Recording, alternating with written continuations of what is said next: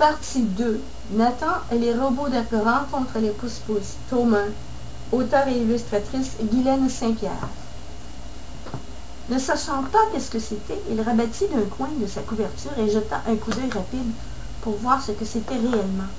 Mais c'était, un robot de ses rêves. Pas croyable, pense-t-il, pas croyable.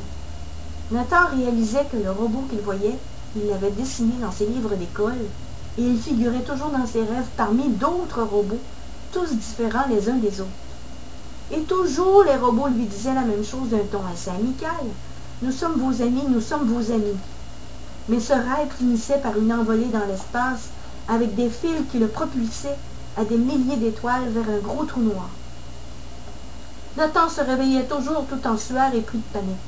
Faut-il croire encore au mauvais rêve, se disait-il. Est-ce que ce rêve se produisait pratiquement tous les 6 mois? Oui, pour Nathan. Les robots lui apparaissaient toujours joyeux et gais, sauf l'un d'entre eux. Celui-là, Nathan en avait toujours eu peur. C'était le plus fort des robots.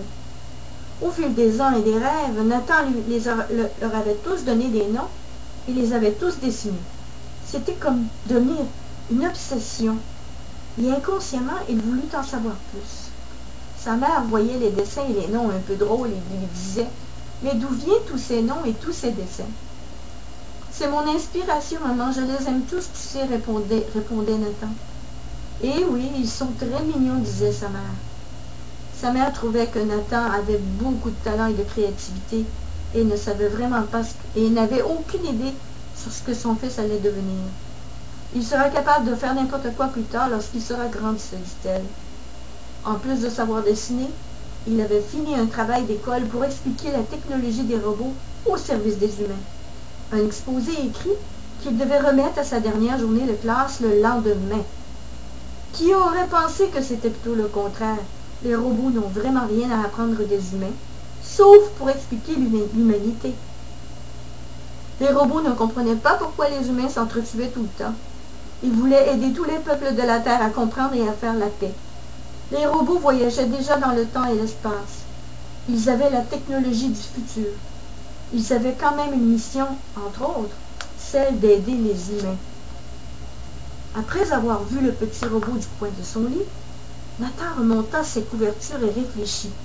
Il entendit « Nato est bien peureux, Nato est bien peureux. » Mais qui pouvait bien utiliser son nom lorsqu'il était jeune enfant? Seule sa mère l'appelait comme ça. Il prit son courage à 2 mains et découvrit son visage. Il ne tremblait pas du tout. Il voulait être fort et courageux, et c'était l'une des qualités pour lesquelles on l'avait choisi. « Mon premier contact, se dit-il. Mais qui va me croire? Mais tu es. Yar, dit Nathan. Mais oui, c'était bien Yar. Un robot qui l'adorait dessiner, mais il ne savait vraiment pas pourquoi. Yar mesurait 2 pieds et demi. Il était allongé et tout son corps était décoré par 2 petits carrés. Il transmettait des messages à Nathan par le biais de ses lumières. Nathan n'avait encore pas réalisé qu'il comprenait le langage des robots. « Mais je te comprends, je comprends ce que tu dis, dit-il. » Yar sortit du nuage qui l'entourait et sa silhouette se distingua sur le mur de la chambre. De la fenêtre, de la lumière de la lune projetait son ombre sur le mur, et Yar était devenu beaucoup plus grand et plus intimidant, mais Nathan se mit à rire. « Bonjour, Nathan. Je t'ai appelé Nato pour que tu aies moins peur, et cela a fonctionné, dit-il bien modestement. » Yar lui annonça qu'il avait été désigné par l'Union Galactique pour le suivre, afin d'aller chercher un morceau du mandor de l'Union Galactique et le cacher sur la Terre.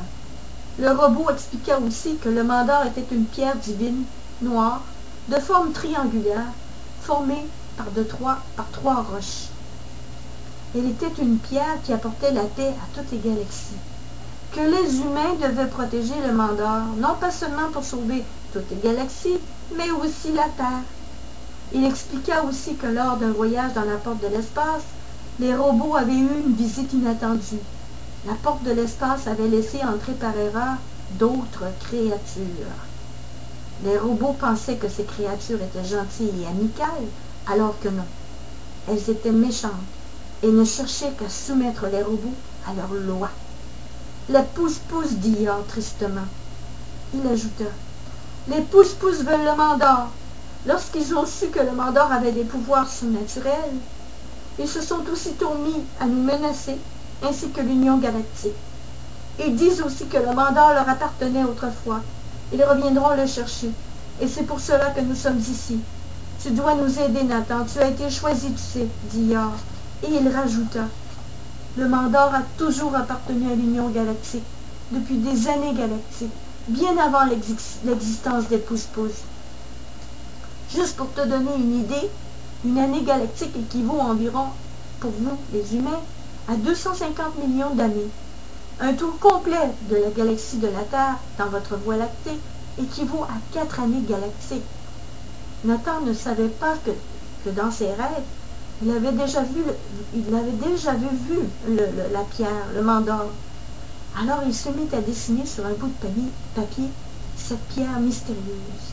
Elle était de forme triangulaire avec des branches qui s'entremêlaient les unes dans les autres. Elle était polie comme du miroir. Une fois fini le dessin, il le montra à Yor. Voilà, c'est bien cette pierre, dit Nathan. Yor prit immédiatement la feuille et la désintégra. Tu dois garder le secret. Il ne faut pas que l'on puisse découvrir cette pierre, qui nous sommes et ni pourquoi nous devons faire cette mission, dit Yor.